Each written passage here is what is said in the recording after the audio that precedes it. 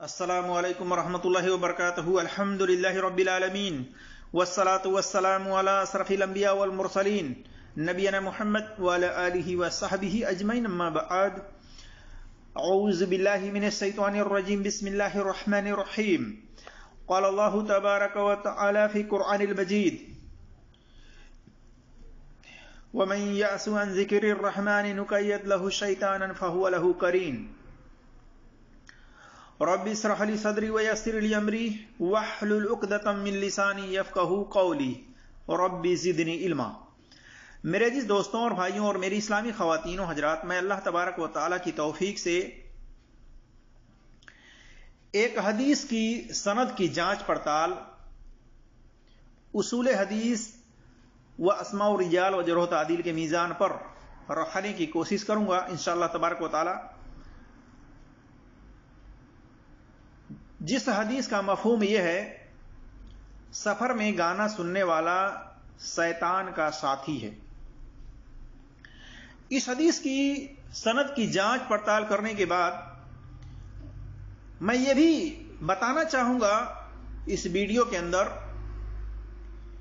کہ کیا ہر آدمی کے ساتھ جن یعنی شیطان ایک لگا ہوا ہے، مسلط کیا ہوا ہے؟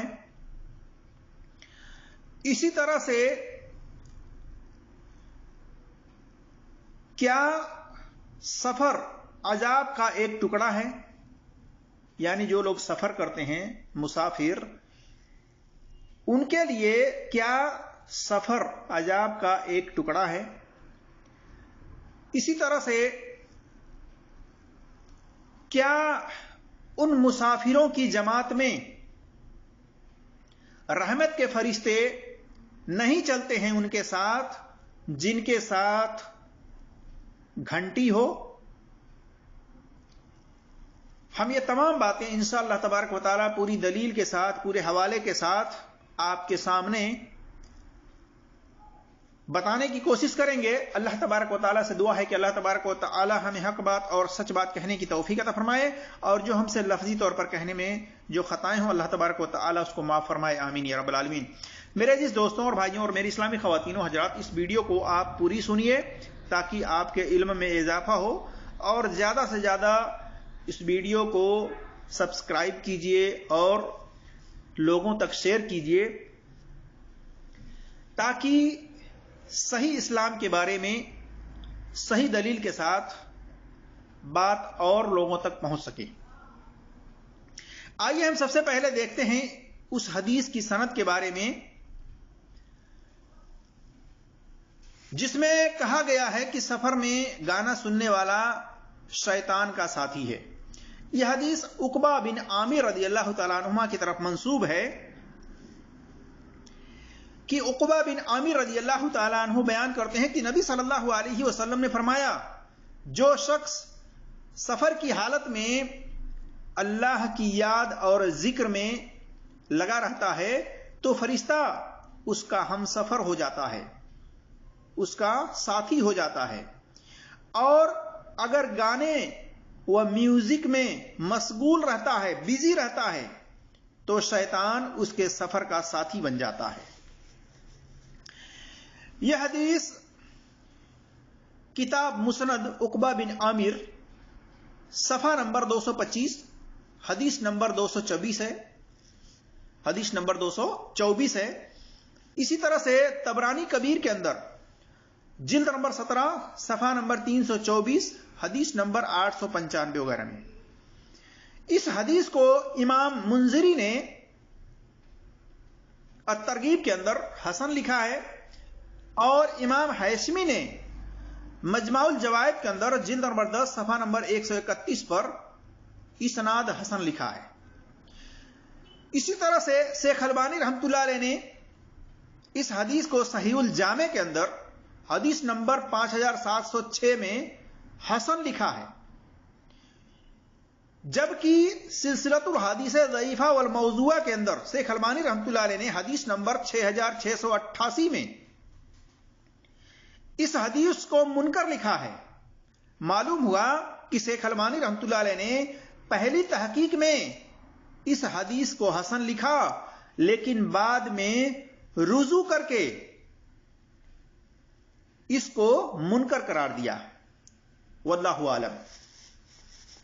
मेरे तहकीक में इसकी सनद ज़ईफ है। इसकी सनद के अंदर खामी क्या है, इल्लत क्या है, वो हम आपके सामने रखने की कोशिश करते हैं। तो देखिए, इसकी सनद में अब्दुल्ला इब्न लहिया, ये ज़ईफ रावी है, मुजतरबुल हदीस है और मुदल्लिस भी है,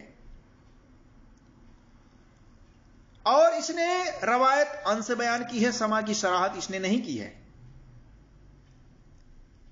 इस बिना पर इसके ऊपर जरह मुफस्सर है, इसलिए इसकी सनद ज़ईफ है, कमजोर है, एतबार के लायक नहीं है। जिन लोगों ने हसन कहा है या सही कहा है, उसूली तौर से उनकी यह बात दुरुस्त नहीं है, बल्कि इसकी सनद उसूली तौर से ज़ईफ है, कमजोर है। वल्लाहु आलम। अब आइए हम देखते हैं कुछ सही हदीसों को कि क्या हर आदमी के साथ एक जिन यानी शैतान को मुसल्लत कर दिया गया है अल्लाह की तरफ से। तो इस बारे में कुरान के अंदर सूरह ज़ुखरुफ आयत नंबर 36 में अल्लाह तबारक व तआला ने फरमाया, वमन यासु अन ज़िक्रिर रहमान नुक़य्यद लहु शैतानन फहुव लहु करीन। और जो शख्स रहमान की याद से यानी अल्लाह की याद से गफलत करे यानी सुस्ती बरते, हम उस पर एक शैतान मुकर्रर कर देते हैं, वही उसका साथी रहता है। मालूम हुआ इस आयत के रूह से कि अल्लाह तबारक व तआला को जो याद नहीं करता, और इसमें जान लीजिए कि औरत हो या चाहे मर्द हो, अल्लाह की याद सबसे बेहतर नमाज है कि हम नमाज के जरिए अल्लाह तबारक व तआला को याद करते हैं। और इस नमाज को अक्सर व बेशतर ऐसे लोग हैं, चाहे औरत हो चाहे मर्द हो, सुस्ती बरतते हैं, गफलत बरतते हैं, पांचों वक्त की नमाज नहीं पढ़ते। तो जो लोग इस नमाज को छोड़ते हैं, तर्क करते हैं, अल्लाह का जिक्र नहीं करते, कुरान नहीं पढ़ते, सुबह शाम के अज़कार नहीं करते, तो अल्लाह तबारक व तआला फरमा रहा है कि जो शख्स रहमान की याद से गफलत करे, हम उस पर एक शैतान मुसल्लत कर देते हैं और वह उसका साथी हो जाता है, यानी उसका साथी बन जाता है, शैतान का साथी बन जाता है। वो गफलत बरतने वाला, वो सुस्ती करने वाला, वो अल्लाह को याद न करने वाला, चाहे औरत हो चाहे मर्द हो। इस बात को सुन लेने के बाद जो लोग अल्लाह को याद नहीं करते, जो लोग नमाजों की हिफाजत नहीं करते, जो लोग पांचों वक्त की नमाज नहीं पढ़ते, जो लोग सुबह और शाम के अज़कार नहीं करते, बल्कि सुस्ती करते हैं, गफलत बरतते हैं कि छोड़ो जाने दो बाद में पढ़ लेंगे, और नहीं पढ़ते, तो अल्लाह ऐसे लोगों के ऊपर शैतान को मुसल्लत कर देता है। और वो शैतान क्या करता है, उसके दिल में वसवासा डाल करके उसको अपना साथी बना लेता है। और ये बात सही है तजुर्बाती तौर पर भी कि अक्सर नौजवान लड़के हों या लड़कियां सफर में या घर में हर वक्त शैतान के बाजे यानी म्यूजिक को सुनते रहते हैं। भले ही नमाज का वक्त है, नमाज छूट जाए, लेकिन गाना सुनना, म्यूजिक सुनना न छूटने पाए। नमाज का वक्त होता है लेकिन नमाज नहीं पढ़ते, अल्लाह को याद नहीं करते, तो अल्लाह ऐसे लोगों के ऊपर शैतान को मुसल्लत कर देता है, लगा देता है, और वह शैतान के साथी बन जाते हैं। इसी तरह से हदीस में है कि अब्दुल्ला बिन मसूद रज़ियल्लाहु तआला अन्हु बयान करते हैं, कहते हैं कि रसूलुल्लाह सल्लल्लाहु अलैहि वसल्लम ने फरमाया, तुम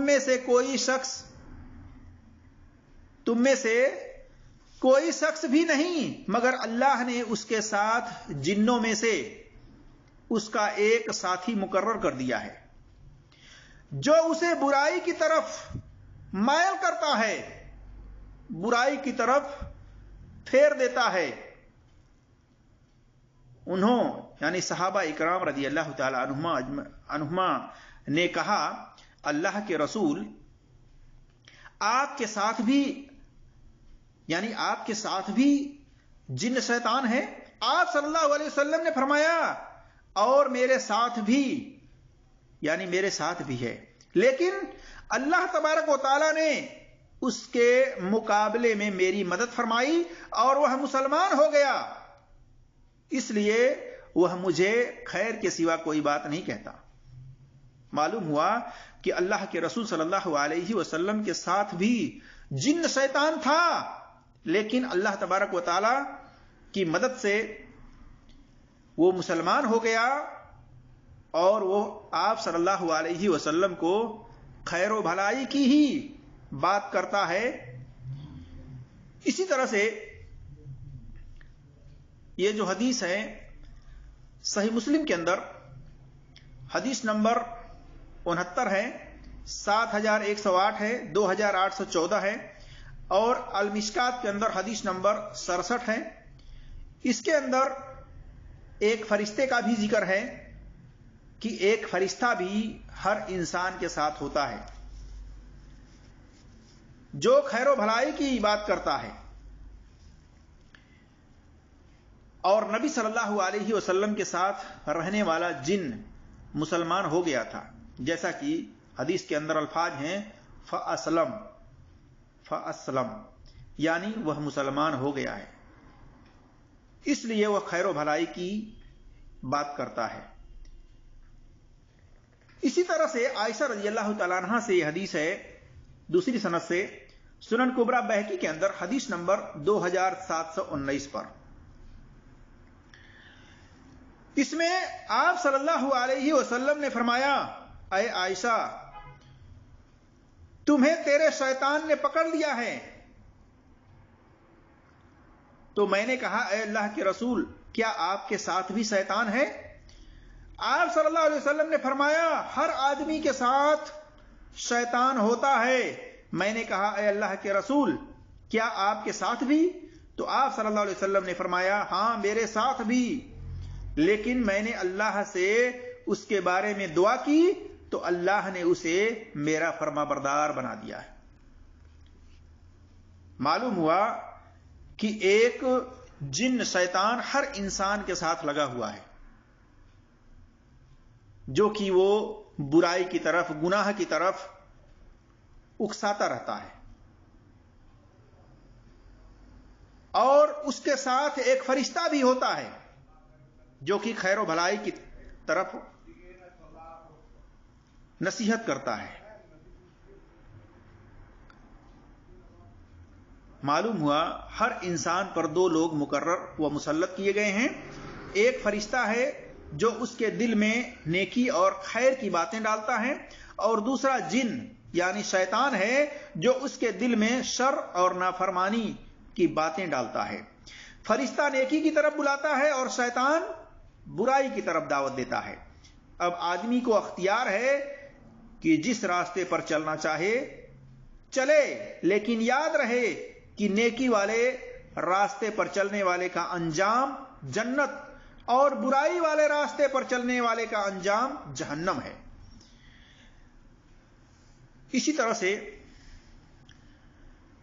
سفر میں مسافر کو تکلیف کا سامنا کرنا ہوتا ہے، ایسے میں اللہ سے دعا اور ذکر و اذکار اور سفر کی جو دعائیں ہیں وہ کرنی چاہیے۔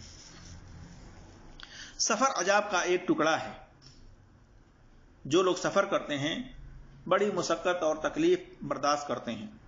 ابو ہریرہ رضی اللہ تعالیٰ عنہ بیان کرتے ہیں کہ رسول اللہ صلی اللہ علیہ وسلم نے فرمایا، سفر عذاب کا ایک ٹکڑا ہے، وہ تم میں سے ایک یعنی مسافر سفر کرنے والے کو سونے، کھانے اور پینے سے روک دیتا ہے جب تم میں سے کوئی شخص وہ کام سر انجام دے جو اس کے پیش نظر تھا، تو وہ جلد اپنے گھر آ جائے۔ معلوم ہوا کہ مسافر جو ہوتا ہے، جو سفر کرتا ہے، وہ بڑی تکلیف برداشت کرتا ہے۔ اس کو نہ سونے کی ضرورت اس کی پوری ہو پاتی ہے، یعنی سونا چاہتا ہے لیکن نہیں سو پاتا، کھانا چاہتا ہے لیکن نہیں کھا سکتا، پانی پینا چاہتا ہے لیکن نہیں پی سکتا، کیونکہ یہ چیزیں آسانی کے ساتھ نہیں مل سکتی دوران سفر، کیونکہ اکثر لوگوں کے پاس اتنا پیسہ نہیں ہوتا۔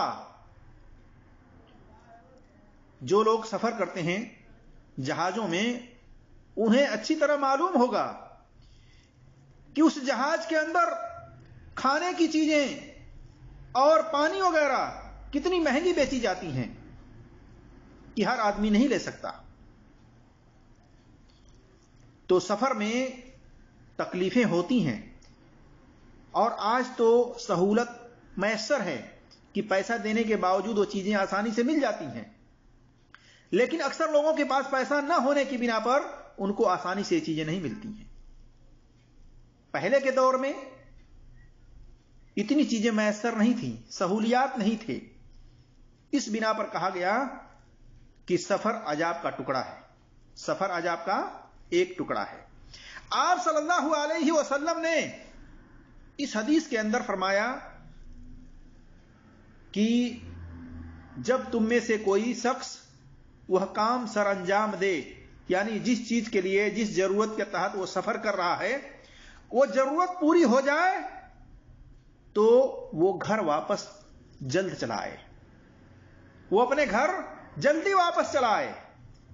دیکھیے صحیح بخاری کے اندر یہ حدیث ہے، حدیث نمبر 1804 ہے، 3001 ہے، 5429 ہے۔ صحیح مسلم میں حدیث نمبر 4961 ہے، 1927 ہے۔ اسی طرح سے سنن ابن ماجہ میں حدیث نمبر 2882، طبرانی صغیر کے اندر حدیث نمبر 1181 وغیرہ پر دیکھ سکتے ہیں۔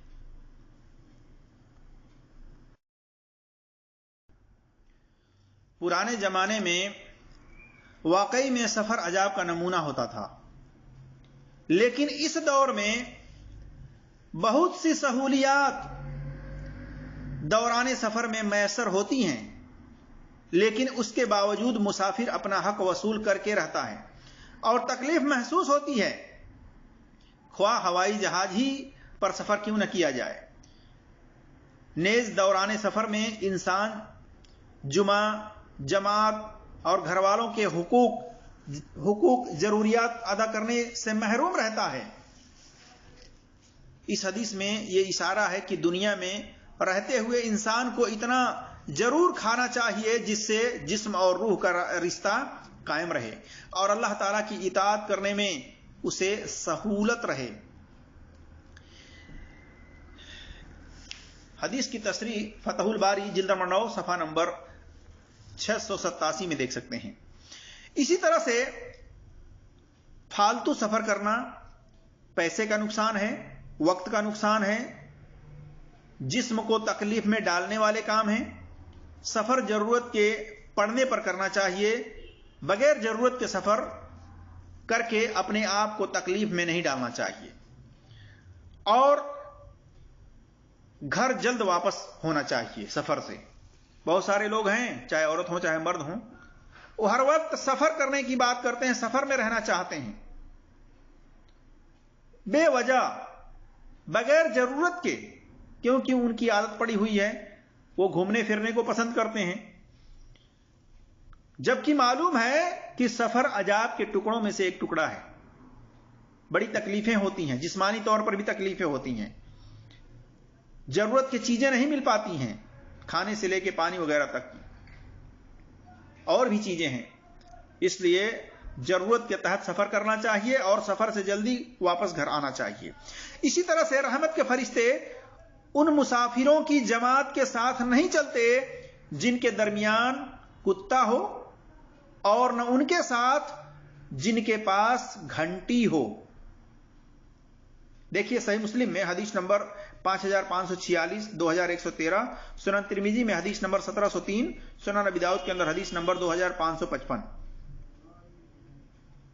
اس حدیث سے معلوم ہوا کہ رحمت کے فرشتے ان مسافروں کی جماعت کے ساتھ نہیں چلتے جن کے بیچ کتا ہو یا ان کے ساتھ جن کے پاس گھنٹی ہو.